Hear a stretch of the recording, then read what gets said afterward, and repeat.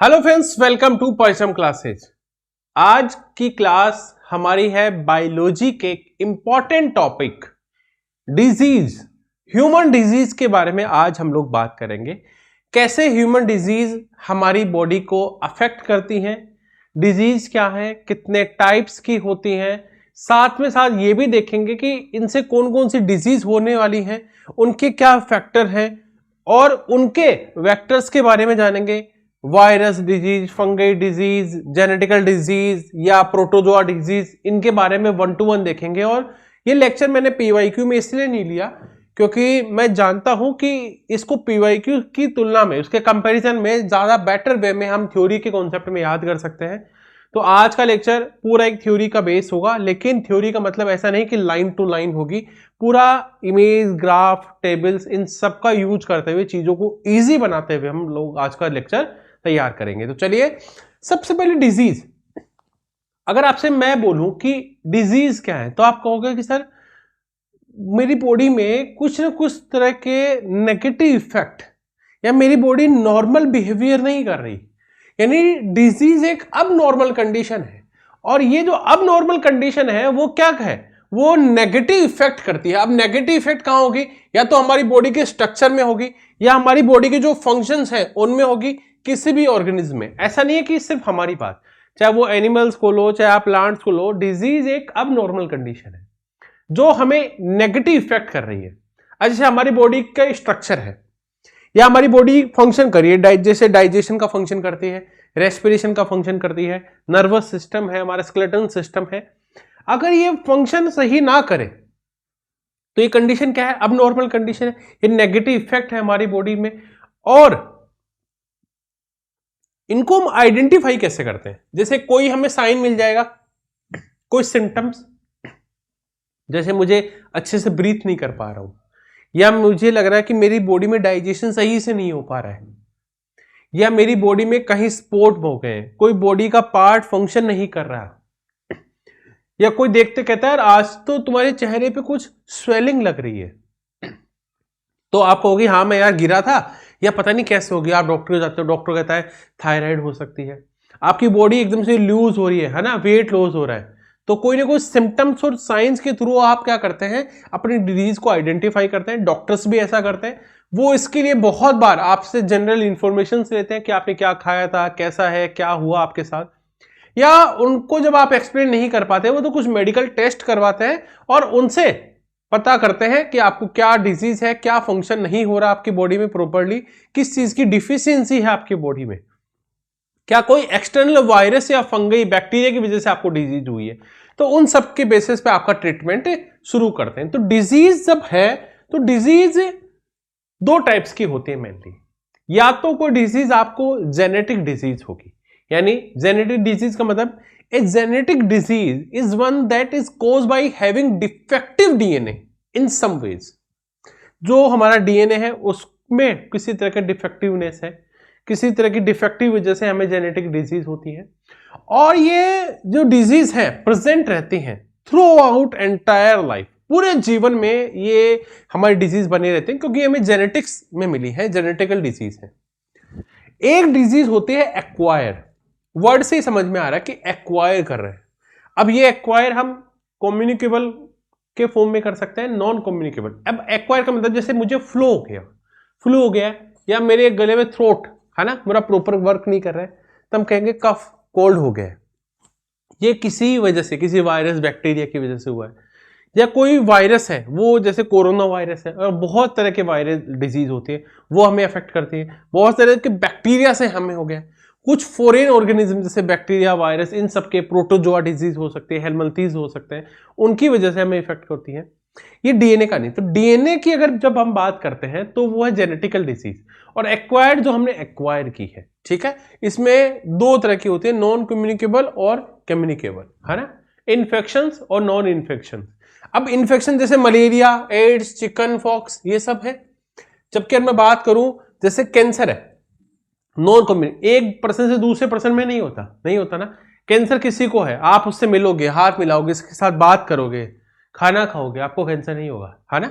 Diabetes है, और ये इनमें एक बात ये भी कह सकते हैं कि जो नॉन कम्युनिकेबल है ये लॉन्ग टर्म तक चलती है, पुरानी बीमारी कह सकते हैं। हम कहते हैं यार मेरी तो बहुत पुरानी बीमारी है, डायबिटीज है, एनवायरमेंट से, जेनेटिक्स से, फिजिकली बहुत सारे रीजंस की वजह से क्या होती है, लॉन्ग टर्म से बनी रहते हैं। डिफिशियंसी, किसी तरह की डिफिशियंसी डिजीज है, ठीक है। तो इस तरह से कम्युनिकेबल और नॉन कम्युनिकेबल। अगर मैं बात करूं कम्युनिकेबल, जैसे कम्युनिकेबल डिजीज में क्या होता है, इसमें जो डिजीज है वो एक पर्सन से दूसरे पर्सन में स्प्रेड होती है। जैसे आप किसी के डायरेक्ट कांटेक्ट में आ गए, हाथ मिलाने से, बॉडी के कनेक्शन से, बाय एयर जो पार्टिकल्स हैं वो बाय एयर दूसरे पर्सन के पास चले गए, डायरेक्ट कनेक्शन से। उसने कुछ खाना खाया, उसी खाने के साथ आपने कुछ खा लिया, फूड के साथ, ड्रिंक के साथ, कुछ एनिमल्स के साथ, इंसेक्ट के थ्रू, फूड के थ्रू, वो एक पर्सन से दूसरे पर्सन में स्प्रेड होती है ना। डिजीज दे आर कैचिंग, ठीक है, ओके।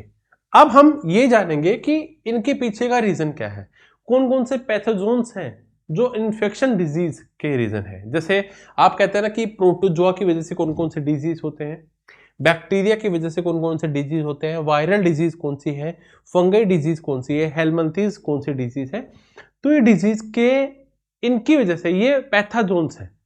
अब हमारे एग्जाम में कंफ्यूजन कैसे होता है, वो आपको बोलेगा, बहुत सारे पीवाईक्यूज में बहुत सारी डिजीज देगा, बोलेगा इनमें कौन सी बैक्टीरियल डिजीज है, इनमें कौन सी वायरस डिजीज है, कौन सी फंगई डिजीज है, कौन सी प्रोटोजोआ डिजीज है, या इनमें से कौन सी नहीं है, इनमें से कौन सी बैक्टीरियल डिजीज नहीं है, वायरल डिजीज नहीं है।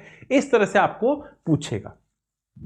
जैसे प्रोटोजोआ डिजीज, जैसे प्रोटोजोआ में मलेरिया बहुत इंपॉर्टेंट है, ये सारी चीजें आपको बताऊंगा, डोंट वरी रहिए। मलेरिया डिजीज है, काला आजार, ब्लैक फीवर है, ठीक है, एंस्पेंडिया है, स्लीपिंग सिकनेस है, अमीबा है, पेचिस है ना, गम डिजीज है, पायरिया जिसको आप बोलते हैं, ये प्रोटोजोन्स डिजीज है, प्रोटोजोआ की वजह से होने वाली डिजीज है। और ये प्रोटोजोन्स है, और इनको वेक्टर करने वाला कौन है, इनका वाहक, इनको ले जाने वाला है ना, ये हमारे वेक्टर्स हैं। अब हम 1 to 1 करके पढ़ेंगे ताकि आपको समझ में आए। सबसे पहले मलेरिया डिजीज। मलेरिया की जब बात करते हैं तो कुछ जो डायरेक्ट पीवाईक्यूज है कैसे आते हैं कि प्लाज्मोडियम की डिस्कवरी किसने की थी। तो प्लाज्मोडियम को डिस्कवर किया था लेब्रेन ने। लेब्रेन को क्रेडिट जाता है प्लाज्मोडियम की डिस्कवरी के लिए। और जो रोनाल्ड रोस थे ना, उन्होंने बताया था कि फीमेल है ना, एनाफिलीज जो मॉस्किटो है, मलेरिया मादा एनाफिलीज मच्छर मलेरिया की वजह से फैलती है। इसका रीजन बताया था कि किसकी वजह से स्प्रेड होती है, फीमेल एनाफिलीज मॉस्किटो की वजह से स्प्रेड होती है। और जो फीमेल एनाफिलीज मॉस्किटो है ना, उसके लार में, उसके स्लाइवा में क्या होता है, प्लाज्मोडियम होता है।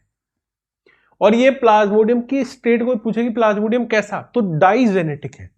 क्योंकि ये मैंने टेबल इसी तरह से बनाई कि पीवाईक्यूज में कैसे उन्होंने क्वेश्चंस पूछे, तो उनको मैंने यहां पॉइंट्स में डिस्क्राइब किया है।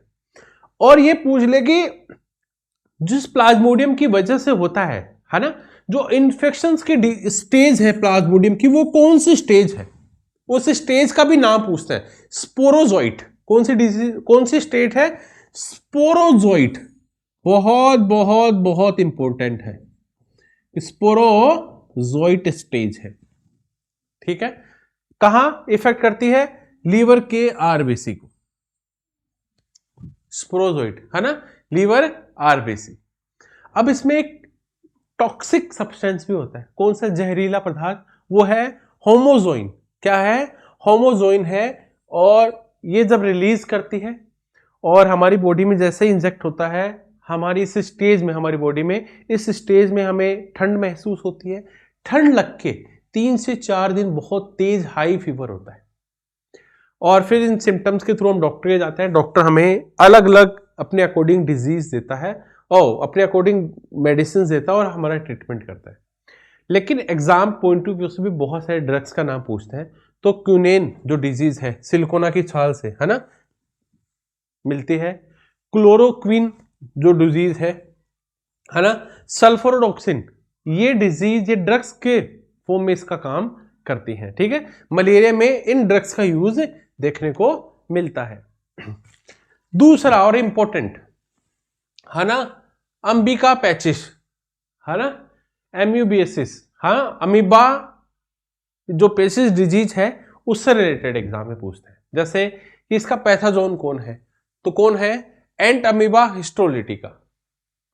ठीक है, अब बात करें कि ये प्रेजेंट कहां रहता है, कहां रहता है ह्यूमन बॉडी में, तो हमारी जो लार्ज इंटेस्टाइन है ना, स्मॉल इंटेस्टाइन तो आपको तो है सबसे ज्यादा डाइजेशन होता है, लार्ज इंटेस्टाइन में रहता है हमारी बॉडी में। ठीक है,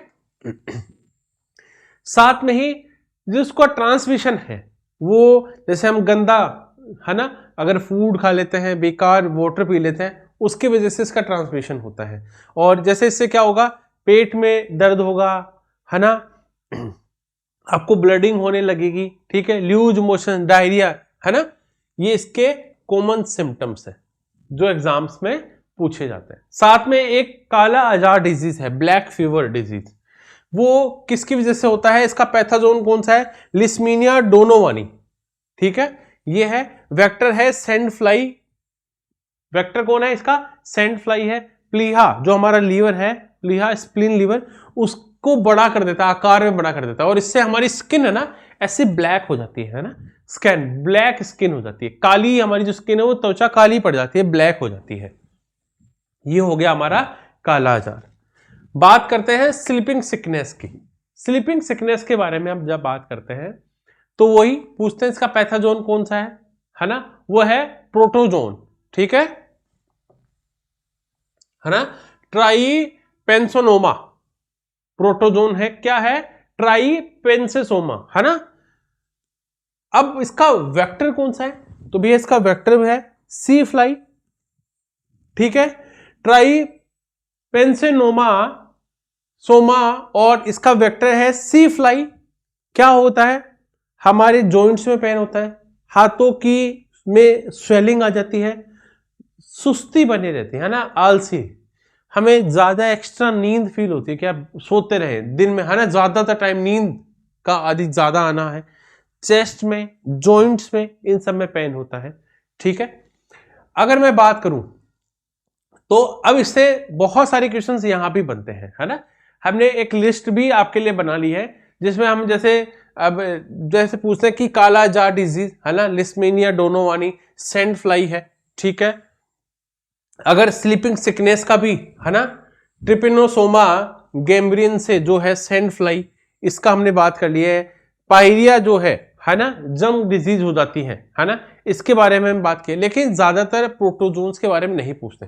कुछ कुछ जैसे अभी तक जो हमने रिसर्च देखे हैं एग्जाम के एनालिसिस में, मलेरिया का भी इसलिए पूछते हैं क्योंकि मलेरिया एक महाबीमारी के रूप में भी बहुत बार आई है और मलेरिया डेली रूटीन लाइफ से कनेक्टेड है, इसीलिए, या काला जार डिजीज है, स्लीपिंग सिकनेस है, इन्हीं का ही ज्यादा पूछा है, इनकी मैंने बता दी है और एक लिस्ट आपके सामने भी प्रेजेंट है। अगर मैं बात करूं कुछ यहां एक लिस्ट के बारे में, तो मैं एक लिस्ट आपको दिखाता हूं, उसमें भी आपको क्या करना है, आपको वो लिस्ट अच्छे से तैयार करनी है। ठीक है, जिसमें मैंने बैक्टीरियल डिजीज के बारे में बात की है, वायरल डिजीज के बारे में बात की है, प्रोटोजोन्स डिजीज के बारे में बात की है। जैसे अगर मैं बात करूं बैक्टीरियल डिजीज की, जैसे अब हम पढ़ने वाले हैं वूपिंग कफ, ये किसकी वजह से होता है, एक बैक्टीरिया है ना, बोर्डोटेला पिट्रियोसिस, इसकी वजह से वूपिंग कफ होती है। डिफ्थीरिया के बारे में पूछे तो डिफ्थीरिया कोज बाई है ना साइनोबैक्टीरियम है ना, diphtheria. Cholera Vibrio cholerae bacteria की वजह से होता है, Vibrio cholerae. Leprosy Mycobacterium leprosy. ठीक है, अगर न्यूमोनिया की बात करें स्ट्रेप्टोकोकस न्यूमोनी की वजह से होता है। टिटेनस क्लास्ट्रोडियम टिटेनी की वजह से होता है ना। थायराइड क्या है, इट इज सोलोमेना टाइफी है ना, टाइफाइड की वजह क्या है ना, साइलोमेना टाइफी। अगर ट्यूबरकुलोसिस की बात करें तो माइक्रोबैक्टीरियम ट्यूबरकुलोसिस की वजह से होता है। तो ऐसे बहुत सारी जो बैक्टीरियल डिजीज से रिलेटेड एग्जाम में क्वेश्चन पूछे जाते हैं, कि जैसे वो पूछ लिया कि कोलेरा डिजीज, तो कोलेरा को आप बोलोगे विब्रियो कोलेरी। अब विब्रियो कोलेरी में, कोलेरा में क्या होता है, हमारी बॉडी में डिहाइड्रेशन, पानी की कमी हो जाती है, बॉडी में वाटर की कमी हो जाती है। ठीक है ना, हम बोले टाइफाइड, जब हम टाइफाइड की बात करते हैं तो सोल्मोनेला टाइफी, अब इसमें हमारी स्प्लीन, हमारे जो इंटेस्टाइन की जो ग्लैंड्स हैं उनको इफेक्ट करती है हमारी बॉडी में। ट्यूबरक्लोसिस की बात करते हैं, टीबी की जब बात करते हैं तो ट्यूबरक्लोसिस के माइक्रोबैक्टीरियम ट्यूबरक्लोसिस हमारे लंग्स को इफेक्ट करता है। टीबी में लंग्स को इफेक्ट होता है ना, जिससे प्लेग गर्दन में, है ना, हमारे लंग्स में इफेक्ट करता है। निमोनिया की बात करते हैं, है ना। अगर मैं ये कहूं कि लॉकजा के बारे में सुना है, क्रास्टोडियम टिटेनी, जिसमें हमारे नर्वस सिस्टम को इफेक्ट करता है, हम इसमें पढ़ेंगे डिटेल में, टेटनस के बारे में देखेंगे, है ना। तो इस तरह से वूपिंग कफ, वो हमारे कौन सी बॉडी पार्ट को इफेक्ट करता है, ये भी बहुत बार पूछते हैं। जो हमारी श्वास नली है ना, उसको इफेक्ट करते हैं। इस तरह से बहुत सारे बैक्टीरियल डिजीज हैं जो हमारी बॉडी को डिफरेंट पार्ट्स को क्या करते हैं, इफेक्ट भी करते हैं। अब मैं बात करूं आपके सामने, अगर हम लोग जनरली जहां थे वहां वापस चलते हैं। अब एक बात करते हैं जो एग्जाम में पूछा जाता है, टिटनेस की। ठीक है, आपने बचपन में सुना होगा जब हमें किसी पुराने लोहे के जंग से चोट लग जाती है, किसी, है ना, आयरन की चीज से जंग लग जाती है, या किसी पुरानी चीजों से हमें चोट लग जाती है ना, ज्यादा एक्सीडेंट में कहीं गिर जाते हैं, तो हमें कहते हैं टिटनेस का इंजेक्शन लगा लो। कहते हैं ये एडवाइस हमें हर कोई देता है, और मैं बताऊं ये है बहुत कॉमन सुनने में, लेकिन अगर ये हो जाए डिजीज तो बहुत डेंजर है। और अगर आपको कभी भी नहीं छुपानी चाहिए, बहुत बेसिक चीज बता रहा हूं मैं। थोड़े दिन पहले मैंने भी गलती की, है ना, मेरे कहीं चोट लग गई, ठीक है, वो चोट जैसे पुराने किसी चक्कू से कट गया हमारा हाथ, पुराने किसी चक्कू से, है ना, तो हमें टिटनेस का इंजेक्शन लगा लेना चाहिए। टिटनेस एक सीरियस इन्फेक्शन है जो बैक्टीरिया की वजह से होता है, और ये हमारे नर्वस सिस्टम को अफेक्ट करता है सबसे ज्यादा। और जो ये बैक्टीरिया है वो क्लास्ट्रीडियम टिटेनी नामक बैक्टीरिया की वजह से होता है। तो टिटनेस एक बैक्टीरियल डिजीज है, ठीक है, जो, है ना, टिटनेस इसकी वजह से हो जाता है, हमारी बॉडी के नर्वस सिस्टम को इफेक्ट कर देता है। अब मान लो किसी को टिटनेस हो गया, है ना, तो इसमें होता क्या है, इसमें हमारी जो बॉडी की मसल्स है ना वो सिकुड़ जाती है, और जॉ और नेक की जो मसल्स है ना, इनमें जकड़न आ जाती है, तो हमारा जॉ लॉक हो जाता है, लॉक जा, है ना, लॉक जॉ। इसे हमें श्वास लेने में, अब यहां दिक्कत होगी तो हम श्वास नहीं ले पाएंगे अच्छे से, ब्रीथ नहीं कर पाएंगे, ठीक है।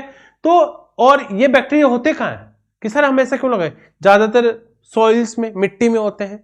मिट्टी में चोट लग जाती है, चोट लगे हुए कहते हैं मिट्टी नहीं लगनी चाहिए, तभी तो, क्योंकि इससे इन्फेक्शन का डर बना रहता है। एनिमल्स में, ह्यूमन के इंटेस्टाइन में ये सब प्रेजेंट होता है। तो अगर आपको ऐसा है तो थोड़े थोड़े समय पे जब भी आपको लगे कि मुझे चोट लगी है, या आप ज्यादा बच्चे हैं, कोई छोटा बच्चा है, तो उसको जरूर टिटनेस का इंजेक्शन लगाएं। एक बार आप लगा लो तो बहुत दिनों तक फिर ये आपके बॉडी में इफेक्ट रहता है, ठीक है। अब इससे बाद में हम बात करते हैं कुछ वायरस डिजीज के बारे में, ठीक है। वायरल डिजीज के बारे में अगर मैं बात करूं तो बहुत सारे क्वेश्चंस इससे रिलेटेड एग्जाम में बनते हैं। जैसे मैं कहूं चिकन पॉक्स की बात करते हैं, it is caused by varicella zoster. कौन सा वायरस, वेरिसेला जोस्टर वायरस की वजह से होता है। चिकन पॉक्स की बात कर रहे हैं, ठीक है, और इफेक्ट क्या कर रहा है ना, ध्यान रखना है, स्मॉल पॉक्स वेरियोला वायरस की वजह से होता है। तो दो क्वेश्चन तो एग्जाम में बनते हैं, इंपॉर्टेंट क्वेश्चन है, मुझे लगता है पूछे जाते हैं हर बार, 1-2 सालों में कहीं ना कहीं पूछे जा रहे हैं। कॉमन कोल्ड, हमें नॉर्मल कोल्ड हो गया, कॉमन कोल्ड हो गया। कॉमन कोल्ड क्या करता है, हमारे नाक गले इनको इफेक्ट करता है, ठीक है, रिहाइनो वायरस की वजह से होता है। AIDS, acquired, it is by human deficiency virus. AIDS की फुल फॉर्म क्या है, एक्वायर्ड इम्यूनो डिफिशियंसी सिंड्रोम, ठीक है। एड्स का नाम आ गया इसलिए मैं एड्स की तरफ चलता हूं, और एड्स से रिलेटेड कुछ कुछ बातें आपके सामने रखता हूं ताकि आपको समझ में आ जाए, ठीक है। चलिए, acquired immuno deficiency syndrome, AIDS, ठीक है। एड्स वायरस कुछ इस तरह का होता है। HIV वायरस का स्ट्रक्चर हमारे सामने है, देखो, ग्लाइकोप्रोटीन की इसमें एक लेयर होती है ऊपर, है ना, इसमें एक RNA होता है, देखो ये RNA का स्ट्रक्चर अंदर है ना। अब एड्स को डिस्कवर किया था यूएसए में 1981 में। 1981 में यूएसए में एड्स की बात की गई, पता लगा कि एड्स एक डिजीज है, और इसका जो वायरस है वो है ना, human immuno deficiency virus, HIV, ठीक है। और ये जो HIV है वो एक रेट्रो वायरस है, और इसमें जो RNA होता है डबल स्टैंडर्ड SS RNA होता है। अब कोई बोले कि जो HIV है वो किससे बना होता है, उसमें क्या क्या चीज है?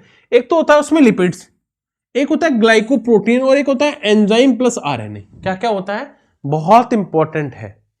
लिपिड्स, ग्लाइकोप्रोटीन, एंजाइम और RNA, इसका एक स्ट्रक्चर बना होता है HIV में, है ना। रिवर्स ट्रांसक्रिप्ट एंजाइम्स होता है एंजाइम के फॉर्म में।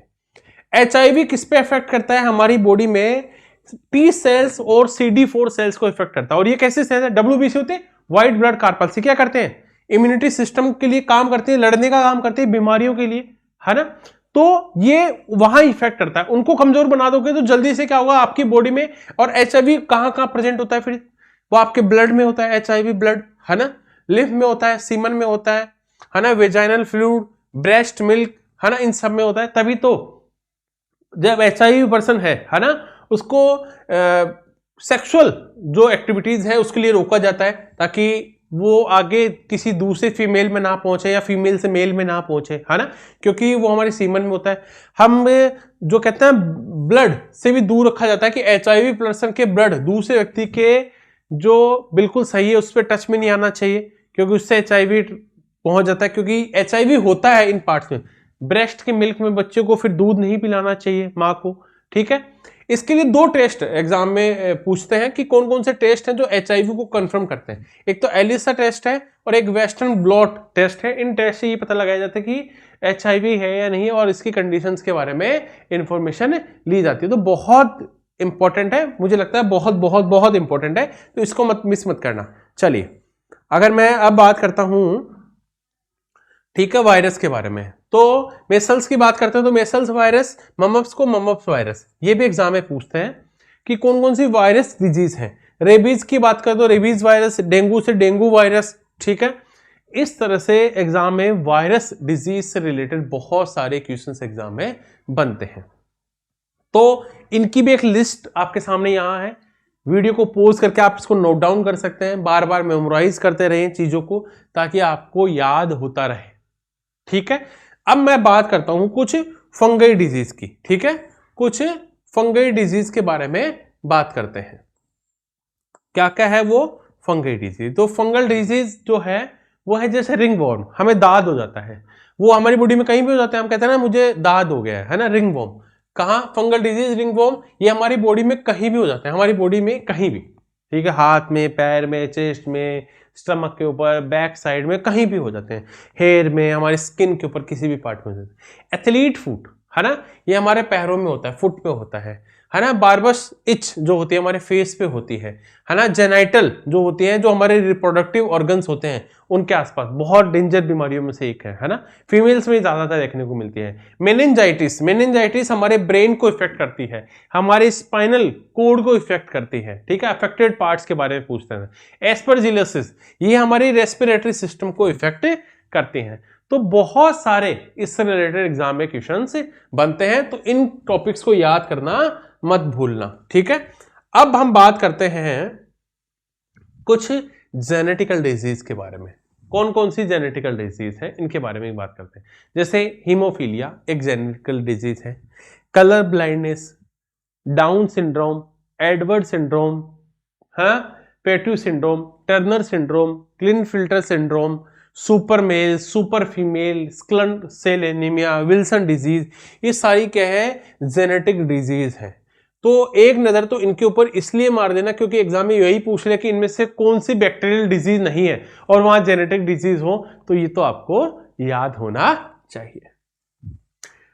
जेनेटिक डिजीज में बात करते हैं, हीमोफीलिया की बात करते हैं। देखो, इसमें ये एक तरह का जेनेटिक डिसऑर्डर है ना, लेकिन ये रेयर होता है, बहुत रेयर होता है ना। इसमें क्या होता है, जो हमारे ब्लड में क्लोट होते हैं, आपको बताया हमें चोट लग जाती है, क्लोटिंग हो जाती है, जल्दी से ब्लड बंद हो जाता है। तो इसमें जो क्लोटिंग फैक्टर है वो एब्सेंट होते हैं, तो जल्दी से क्लोट नहीं बनता।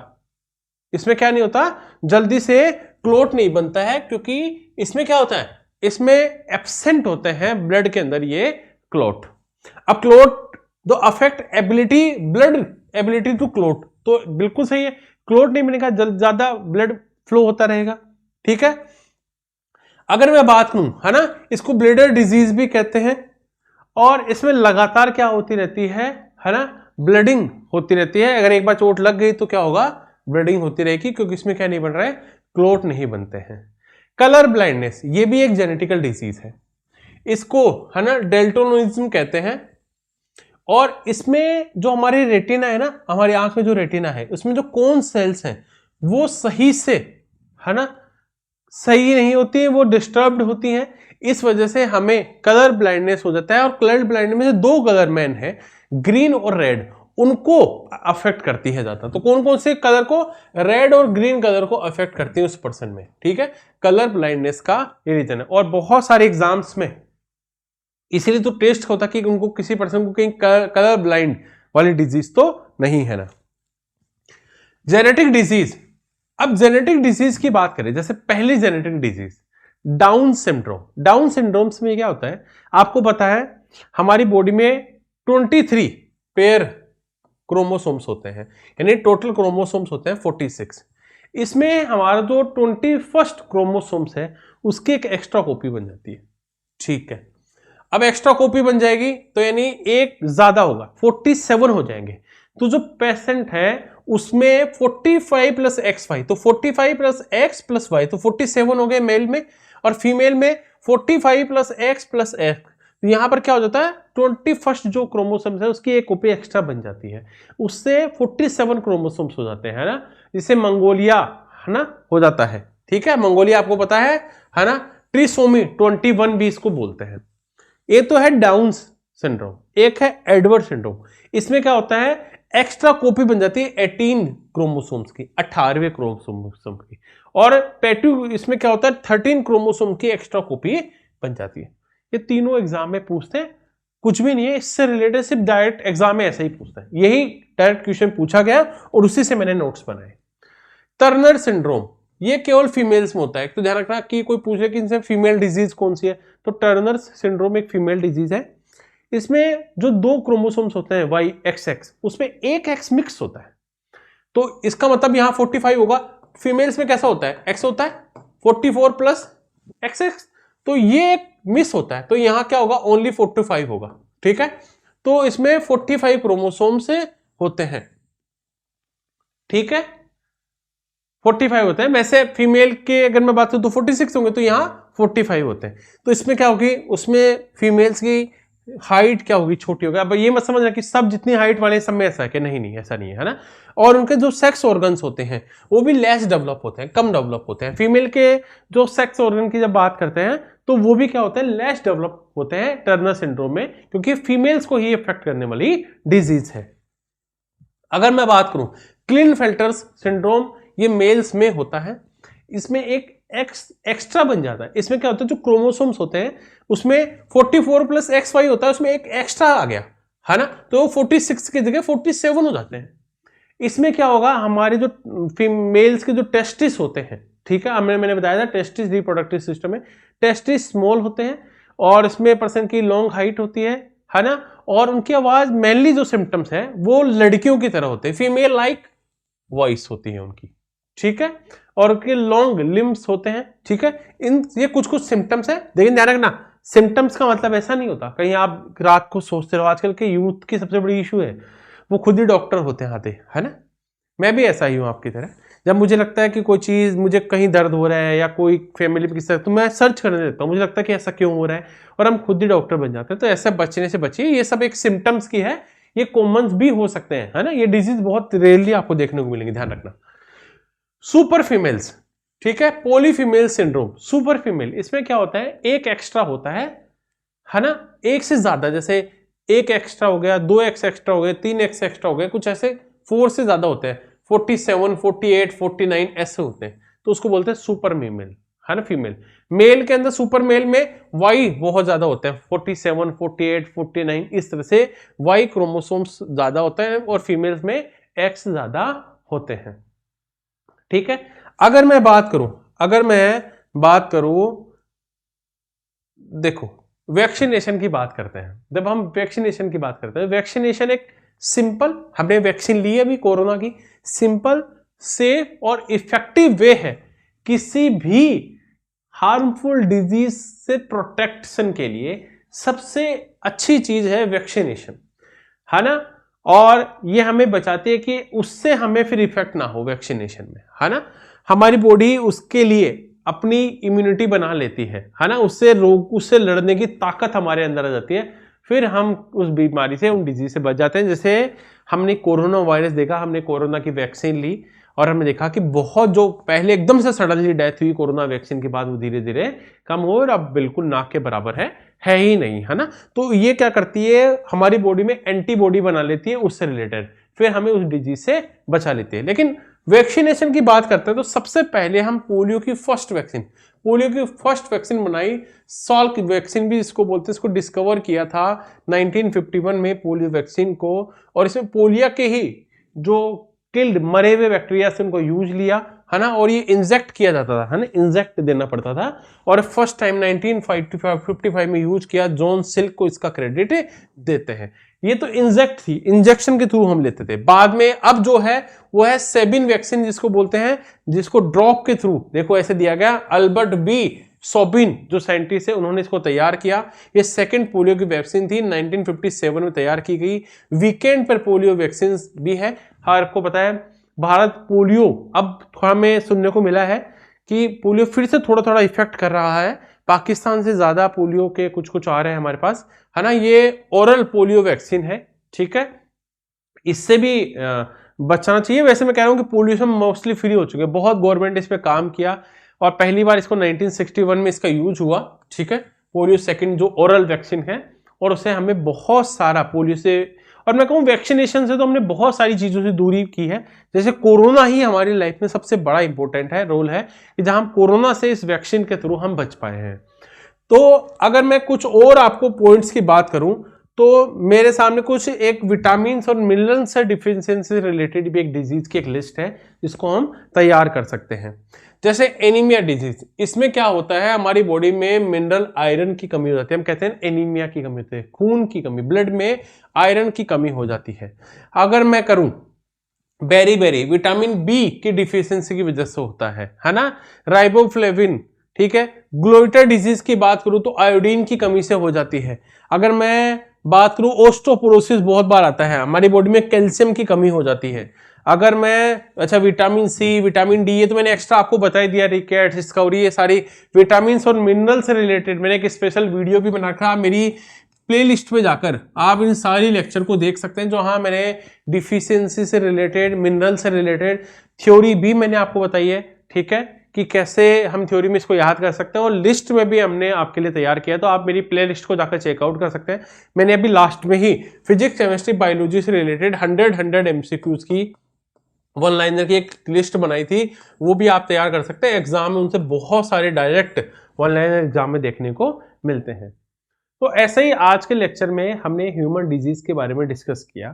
ह्यूमन डिजीज वैसे 2 से 3 पार्ट में आएगा, जहां ह्यूमन डिजीज के साथ हम प्लांट डिजीज को भी डिस्कस करेंगे। उन सारी चीज़ों को नेक्स्ट जब हम वीडियो लेकर आएंगे YT पर आपके लिए, तो वहां मैं आपको बताऊंगा कि कैसे कैसे और हमारे प्लांट्स को और हमारे नेचर को डिजीज इफेक्ट करती हैं। ऐसे इंटरेस्टिंग वीडियोस के लिए आप सभी परचम क्लासेस को फॉलो कर सकते हैं। Thank you everyone.